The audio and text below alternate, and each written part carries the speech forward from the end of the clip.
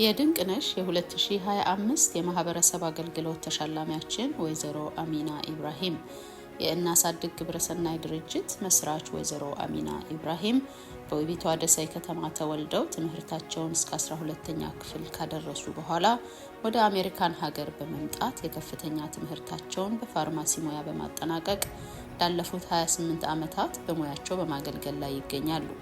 ከ38 ዓመታት በፊት ወደ ሀገር አሜሪካ ያቀኑት ወይዘሮ አሚና የተሳካ የግልና የሙያ ህይወታቸውን ከመምራት ባሻገር ከ33 ዓመት የትዳር አጋራቸው ያፈሯቸውን 3 ልጆቻቸውን አስተምረው ለቁም ነገር አብቅተዋል።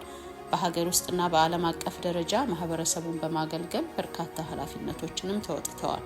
በትምህርት ማህበረሰብን ለተሻለ ህይወት ለማብቃት ማገዝን መደገፍን በጧቱ በውስጣቸው የዘሩት ወይዘሮ አሚና የትምህርትን ተደራሽነት ለማስፋፋት በደሴ ከተማ እናሳድግ ግብረሰናይ ድርጅትን በማቋቋም ዘመን የማይሽረው የእውቀት ሀብት ለነገ ሀገር ተረካቢ ትውልድ እየለገሱ አሻራቸውንም እያኖሩ ይገኛሉ።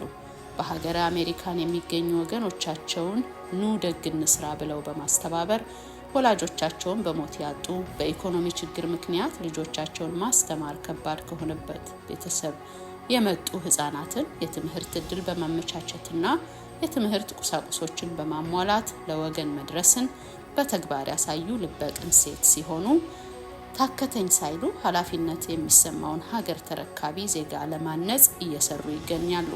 የአዲሱን ትውልድ የነገ ህይወት ለተሻለ ለማድረግ እንዲሁም ድህነትን ከስር መሰረቱ ነቅሎ ለመጣል እውቀት ቁልፍ ሚና አለው የሚል ጽኑ እምነት ያላቸው ወይዘሮ አሚና ይህን የደግነት ተግባራቸውን የብዙ ህፃናትን ህይወት እየቀየረ እንደሚገኝ ከልጅነታቸው አንስቶ በማህበረሰቡ የታገዙ በትምህርታቸው የላቀ ውጤት ያስመዘገቡ ተማሪዎችና ቤተሰቦቻቸው እጅጉን ይመሰክሩላቸዋል።